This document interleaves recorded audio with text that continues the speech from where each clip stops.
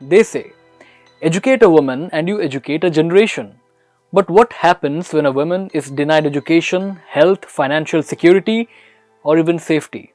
What happens when the silent struggles of half the population remain unheard? Women in Odisha are breaking barriers, excelling in education, leadership, and enterprise. Yet, many still walk a tightrope, facing hurdles in health, safety, and financial independence. This Women's Day, Orissapost Life sheds light on their journey, where they soar, where the road is rocky, and why every step forward matters.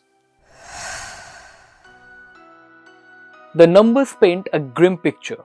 According to the SDG India Index 2023-24, a staggering 30.3% of married women in Odisha aged between 18 and 49 years have experienced spousal violence, higher than the national average of 29.2%. And it doesn't stop there.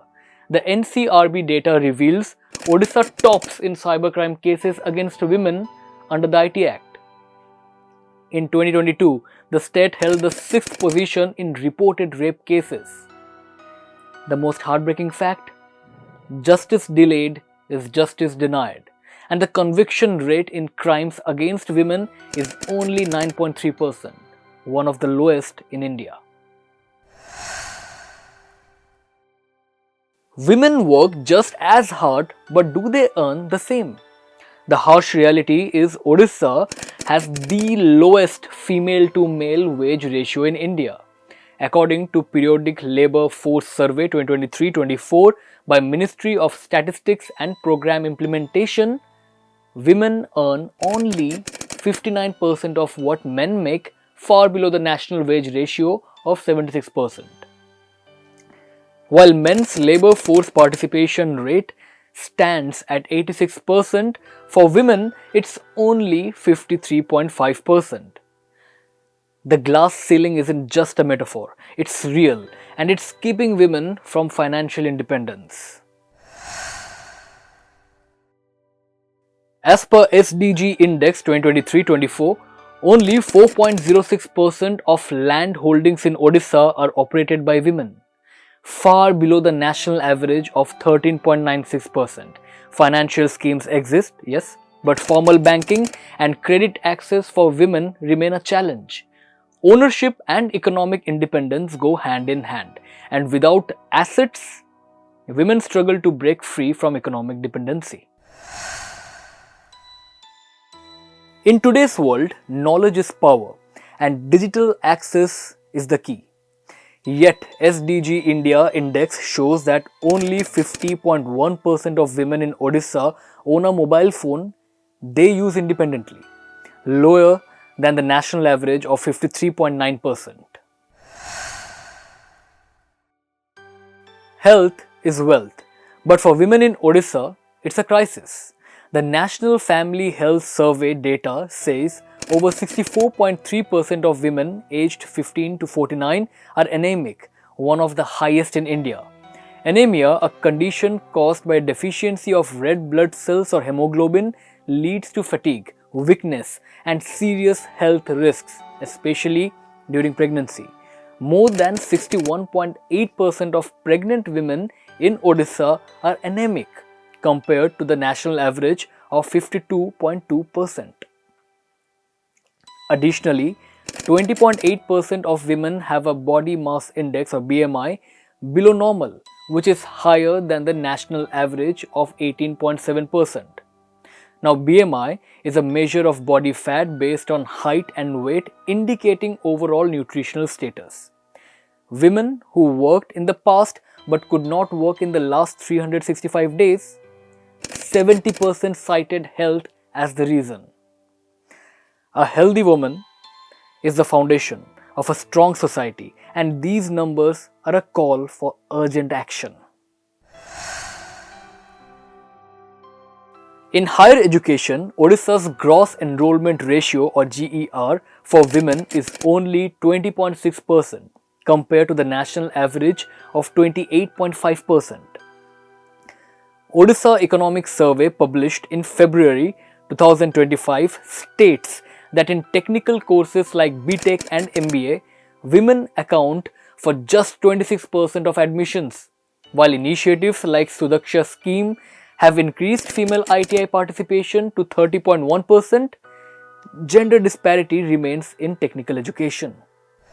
But it's not all bleak. Odisha's women are breaking barriers one step at a time, and here's how.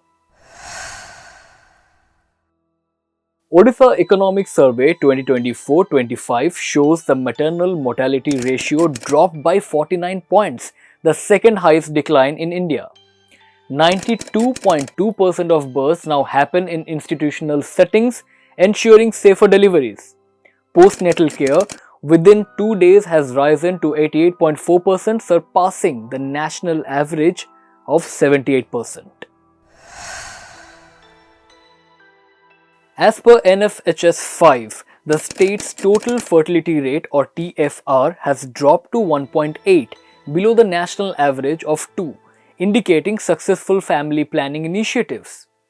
TFR represents the average number of children a woman is expected to have during her reproductive years. Additionally, Odisha's general fertility rate or GFR has declined from 69 in 2015 to 60.7 in 2020 compared to the all India level of 67. GFR measures the number of live births per 1000 women of reproductive age, which is 15 to 49 years. As per the Odisha Economic Survey 2024-25, more women are stepping into the workforce with new skills. ITI training for women jumped from 6% in 2016-17 to 30.1% in 2023-24. Participation in the placement-linked training program has soared to 61%. These numbers show that with the right push, women can and will excel. According to the latest Odisha Economic Survey, the female literacy rate in Odisha has risen from 70% in 2017-18 to 73.3%. The gender literacy gap is also narrowing, proof that education is reaching more young girls than ever before. While sex ratio at birth in Odisha has fallen to its lowest at 894 girls per 1000 boys, the average sex ratio remains at a promising 1063 females per 1000 males, better than the national average, the NFHS 5 read.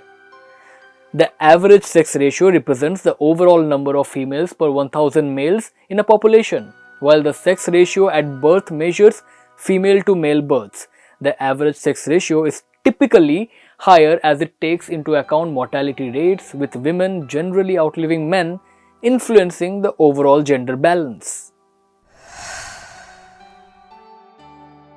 As per the Odisha Economic Survey 2024-25, women's representation in managerial roles stands at 216 per 1000 persons, surpassing the national average of 210 per 1000 persons.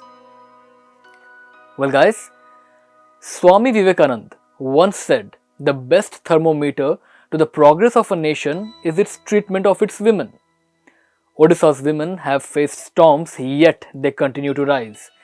This Women's Day, let's celebrate their achievements and continue working towards a future of true equality.